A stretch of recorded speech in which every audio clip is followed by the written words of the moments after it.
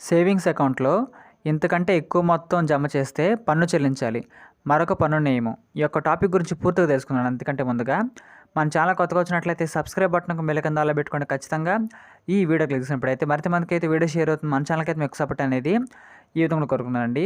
Savings అకౌంట్‌లో ఇంతకంటే ఎక్కువ డబ్బు మొత్తం ఉన్నట్లయితే ఖచ్చితంగా మనం పన్ను చెల్లించాలి.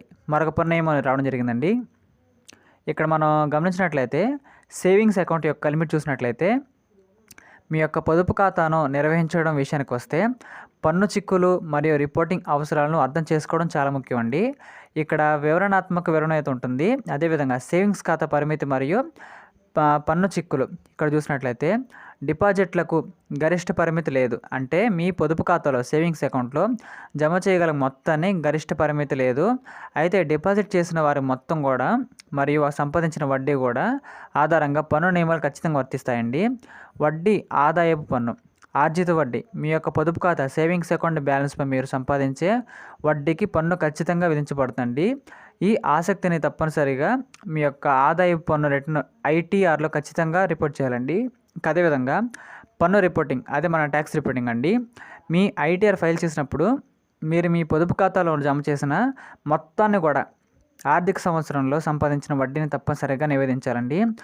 ఆదాయ పన్ను శాఖకు నివేదించడానికి థ్రెషోల్డ్ కూడా ఖచ్చితంగా ఉంటుంది. అదేంటంటే 10 లక్షలు లేదా అంతకంటే ఎక్కువ మీ యొక్క సేవింగ్స్ ఖాతాలో మొత్తం డిపాజిట్ దాటితే ఒక ఆర్థిక సంవత్సరంలో 10 లక్షలు మీ యొక్క ఆదాయ పన్ను శాఖకు ఖచ్చితంగా అంటే ఇన్కమ్ ట్యాక్స్కి అదేవిధంగా మన డిపార్ట్మెంట్కి అయితే తెలియజేయాలండి. అంటే 10 లక్షల అంటే ఎక్కువ ట్రాన్సాక్షన్ జరిగినప్పుడు అటువంటి పెద్ద డిపాజిట్లను నివేదించడంలో విఫలమైతే ఖచ్చితంగా సంభావ్య పన్ను ఎగవేత కోసం మీపై చర్యలు కూడా తీసుకోవచ్చు. కాబట్టి మనం ఖచ్చితంగా ఇన్ టైంలో ట్యాక్స్ ఫైల్ చేసి ట్యాక్స్ కూడా రిటర్న్ చేయాలండి. ఇంకా అదేవిధంగా గుర్తుంచుకోవాల్సిన ముఖ్యాంశాలు ఇప్పుడు తెలుసుకుందామండి.